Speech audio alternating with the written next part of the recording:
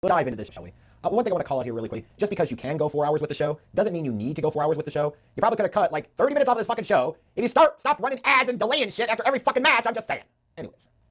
Also, real quick note in terms of the production. There are really good production value things WWE, especially in the post-Kevin Dunn era. One of those things is not Peacock. Peacock and its fucking lagging stream, and you see the move and then you hear the sound. It just sounds Bush League and amateur. It's one thing if a Hammanager like me on YouTube has problems with his webcam. Like, you're a multi-millions production. Like, do better. Anyways. We started off with the Women's Rumble because, of course, we just got to have a Women's and Men's Rumble every fucking year, whatever. You know, it does make me think a little bit about, should they split the Royal Rumble into a 2-night show, and the Women's Rumble match main event one night and the Men's main event the next night? I don't know. that we need 2 nights of Rumble, but it wouldn't be the worst thing in the world. Because having 2 Rumble matches in the same night, they inevitably get compared to each other, and it's just, whatever. Women's Rumble. First, I want to say Chelsea Green, yet again, goes out there to me and does her shit, man, and steals the damn show. You can see how over she was with the 70,000 or so people in Indianapolis, and for good fucking reason. She sinks herself totally and completely into her character. She doesn't have to get over by bumping around and wrecking her fucking body. She learned how to be a character. She learned how to be a performer. And frankly, if there's any woman in this entire damn Rumble match that someday I would pound the table for and say she needs to get a WrestleMania main event because she fucking earned it, it probably would be Chelsea Green. So she was great. She was really over with this crowd. The most over with the crowd, though, was a surprise return after 2 years away of Alexa Bliss. Like, she got a fucking monster reaction. Monster reaction. So clearly the fans remembered, and they give a shit. So that's something going for her. Granted, she didn't last that incredibly long in the Rumble, and it's like, why? Should she be in the Final 4, the Final 2, something like that? Maybe WWE didn't realize she was going to get that type of reaction. I had some Black Girl Magic in there. It's Black History Month. You know, yada, yada, yada. It's all great, right? Yeah, Knuckle Babies could have been fired off. I'm not commenting. I'm just saying. Oof. Oh. Here's one complaint, though. It's like, they had Bianca Belair do that stupid turnbuckle spot. I'm sorry, it was fucking stupid. Meanwhile, they didn't do a face-off with, like, her and Lash Legend. Like, that's what the Rumble is about. It's one of the things you look forward to, is having the right talent face off. And even if they don't touch, you're planting seeds for the future. You're putting it into people's minds that this might be a match that they want to see. Missed opportunity there. But of course, we knew what this shit was all about. It was going to be a fucking pounding and forcing down the throats yet again because they can't fucking help themselves. New year, yet another new face. Same old Charlotte Flair bullshit as always. They try to make a big hullabaloo about her return, throw it in the fucking pyro like she's Roman and she's fucking not. And meanwhile, the crowd goes kind of mild. Fuck this. Fuck this match. Fuck Charlotte Flair. Oh God, I couldn't even imagine. Like, ugh. Someday maybe people will realize just how much she sucks. The botchy bitch is back. She's still bad. She's still dumb. And Tiffany Stratton, run for the fucking hills, girl. Run for the hills. Dumb, stupid finish. Dumb, stupid Women's Rumble match. Yes, I got to see Trish Stratus, one of those rare examples of milk aging very, very well. It doesn't happen very often. But, yeah. Like Alexa Bliss, way more over than Charlotte Flair in this one. Chelsea Green, same thing. Trish Stratus, same thing. And, of course, they give it to the one, fuck all this. Stupid fucking match. And then the next match, it's fucking... Just think about this for a second. If you go back to 2010 and tell yourself that the Motor City Machine Guns will not only still be wrestling, but they'll be wrestling a 2 out of 3 falls match in the WWE at the Royal Rumble, and you would hear WWE loudly and openly saying TNA's name multiple times throughout the night, you would have said there's no fucking way, folks, we have officially entered Bizarro World. Except for one thing, that this match felt like it should have been happening in the Impact Zone, because they did not care. If you're going to say, well, these guys put in effort and, you know, it was a good match, but the crowd didn't care, then it wasn't a good fucking match because the crowd didn't fucking care. Like, the crowd just watched an over hour-long Women's Rumble match, and now you're going to drag it out with a 2 out of 3 falls tag match? Like, no, it's stupid. The only thing that probably saved this one, the only redeeming quality was Angela Dawkins and Montez Ford appearing at the end and fucking up both tag teams. I'm there for that. Other than that, this match sucked. It was dog shit. Worst match of the night. Yes, even worse than the Women's Rumble match. The ladder match between Kevin Owens and Cody Rhodes, I just couldn't get into it. And you're going to say, well, because you hate Cody so much. Like, Cody's not even in my top 5 of most hated wrestlers. Are you fucking kidding me?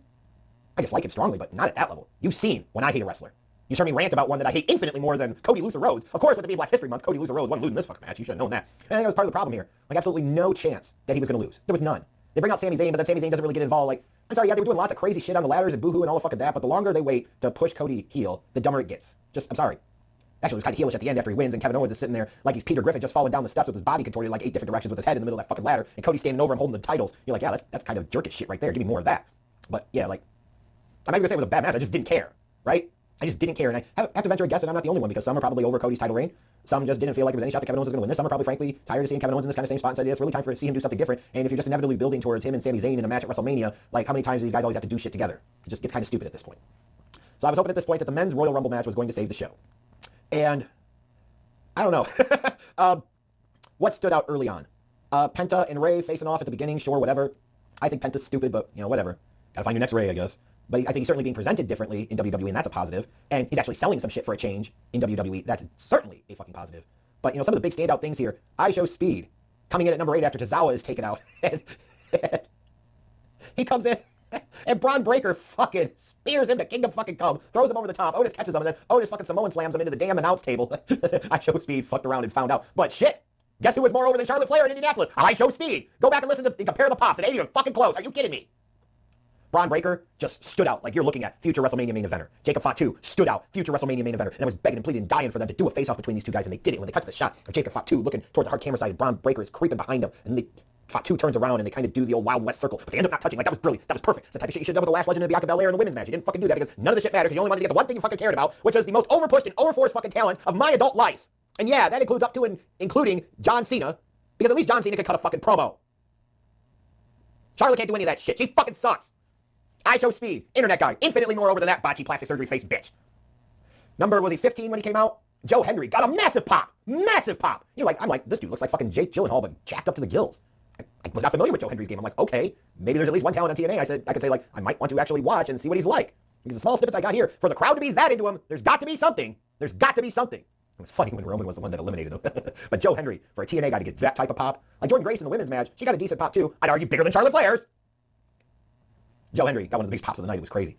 But as this Rumble was going on, I was frankly not surprised to see Braun get eliminated by who he got eliminated by. I was surprised to see Fatu get eliminated by Braun. I was like, I would think that you would have Fatu eliminate Braun, not the other way around. But if you're going towards that at Mania, whatever, good luck. But this Rumble match, as you got to like the last 10 or so people, like there was for WWE in this current context, folks, and the context matters. There was a lot of star power here, a lot of big heavy hitters involved in this match. It felt really big league. It felt like it really mattered. Like a bunch of former world champions, former WrestleMania main eventers. Yeah, like this was a really big deal. The sequence where they have Roman and Cena facing off, and then here comes Punk right after Cena, and here comes Seth Rollins right after him. Like that was very well executed. And beautiful Breakfast Club business, by the way, to sit there and say, we could wrestle for several minutes, or we could just sit here and stand around and make it look productive, and that's what the fuck they did. But man, they had Roman go out kind of early and have Punk be the one that was responsible, and then have Logan Paul be the one to eliminate CM Punk, and now you have freaking Seth does a double-footed curb stop to Roman on the mat. Are you setting up for a triple threat between these guys at Mania? Are we trying to pay this off at Elimination Chamber? Like, what the fuck are we doing here? That's weird. Like, why would you book yourself into that corner? Pick a lane and drive the fuck down it. If you insist on doing Roman versus Seth at Mania, fine. You can make that work. There's a ton of history there. If you want to do Punk and Rollins at Mania, fine. You got history there. You want to do Punk versus Roman at Mania, fine. You've got history there. Please don't tell me you're going down the fucking triple threat at Mania path and it won't even be for a title. How stupid would that be? Unless you're going to sit there and say, no, it's going to be all three of these guys against Cody Rhodes at Mania. Oh, I don't even want to shudder to even think. But the finish. Like this whole time, I'm assuming that the road to number 17 begins right here, right now in Indianapolis, and John Cena's going to win this fucking match. But something stood out to me. When Logan Paul got eliminated, I'm like, that is really odd to have your final two be Jey Uso and John Cena. Because I would have thought that Jey would have been there for Logan Paul to eliminate, and then it's down to Logan Paul and Cena. You can have the crowd universally behind John Cena. You can even sense and kind of feel that the crowd wanted John Cena to win this fucking thing. But when they had it be the last two was Jey Uso and John Cena, I started to wonder. But I didn't register that it was a possibility. But I gotta say, they went with Jey Uso. Main event Jey Uso wins the 2025 Royal Rumble and is going to headline main event WrestleMania 41. Holy shit. When you talk about surprise Royal Rumble winners, this is the complete antithesis of what we saw in the Women's Rumble match. The most predictable, pathetically boring-ass finish you could possibly come up with, that's what they did. Like even the Nia Jax spot, where she eliminates like 6 women at a time because they're all in the fucking ring apron. Like that was stupid. Everything about that match was stupid, other than a couple of notable performances and appearances. But here, they went with Jey Uso to eliminate John Cena. I guess it's on to the Elimination Chamber for Cena. I think he did say it's going to be my final Rumble, my final chamber. Well, he spoke it into freaking fruition. Like, was this the plan all along? Is that Jey Uso versus Gunther for the title at Mania? Now, you could say Jey Uso is one of the most over acts in WWE. Undeniably. Undisputably right now. It is true. And some of you are going to point to, well, Jeff, you've said over the years, Schleg Daddy's always been like, you got to strike when the iron's hot. And is the iron never going to get any hotter? And fair point. The answer is no. But one, when you really sit there and think about it, we call him main event Jey Uso, but does he really feel like main event Jey Uso? Especially if he's not working with Roman? That's one thing. Number two, and this is a big one. The same guy that went out there last year at WrestleMania and stunk up the joint and almost universally disappointed everybody in his match with his brother. You're now putting him in a world title spot a year later at the same show, your biggest show of the year, where you're charging people an arm and a fucking leg and months worth of wages to fucking go for the weekend? Are you insane? Even though once Logan Paul was eliminated, I started to think like it could actually be a possibility. I still say here before you folks, and I am absolutely stunned. I will give WWE this. As much as I always complain about their shit being so predictable, this was not predictable. Especially when you had Punk and Roman and Seth get eliminated in such quick order, and Cena's kind of standing there, you're feeling like, this has got to be Cena's time, this has got to be Cena's moment, they're going to roll with it, and they fucking didn't. Like, I'm so stunned right now, I don't know if I applaud them for the balls that they're showing and the fact that, hey, they've already set the table for him and Gunther, because he's talking about Gunther and now he knows he can beat Gunther, or criticize him to Kingdom fucking Come, because all of that star power that you had in the last bit of this Rumble match, all of those big names, heavy hitters, you went with fucking Jey Uso? Yeah, wasn't predictable like Charlotte Flair fucking was, but predictable is not always bad. Charlotte Flair winning was predictable, and it was bad not because it was predictable, but because it was Charlotte Flair winning, because again, folks, she absolutely fucking sucks. I just did a video with your yearly PSA reminding you that Charlotte Flair still sucks. Jey Uso winning here, not predictable, that doesn't automatically mean that's good. Doesn't mean it's bad, but it doesn't mean it's good. In the grand scheme of things, I guess. But this feels like more one of those wow surprises than like yeah surprises, if you get my drift. I'm literally sitting here now. The guy that stunk up Mania last year with his brother in a one-on-one match, you're now putting in a spot where you're expecting him to deliver any world title match that isn't against his cousin Roman. Hunter, if nothing else, has brass balls. Or he's stupid. I don't know. He's not that stupid, though, because he booked himself to be the main eventer, the headliner of the 2025 WWE Hall of Fame. But, oh, he didn't know. You're really that stupid? You really think he didn't fucking know? You don't think God can work all of you? Especially when it comes to himself? Give me a fucking break. Like, you guys tell me. Like, there's only one opinion to have about Charlotte Flair. Her win is stupid. Please tell me in the comments why her winning was so stupid, so lame, so pathetically predictable, and how much you fucking wish she wasn't there. And then in the comments, I would love to know, like, your thoughts on Jey Uso being 25 Royal Rumble. Maybe I'll circle back in a few days after I've had some time to process it and think about it a little bit, what it could mean, what it represents, what went behind the decision, and talk more about whether I think it ultimately was a good decision or a bad decision. But right now, like, I am so flabbergasted that this was the direction that they went.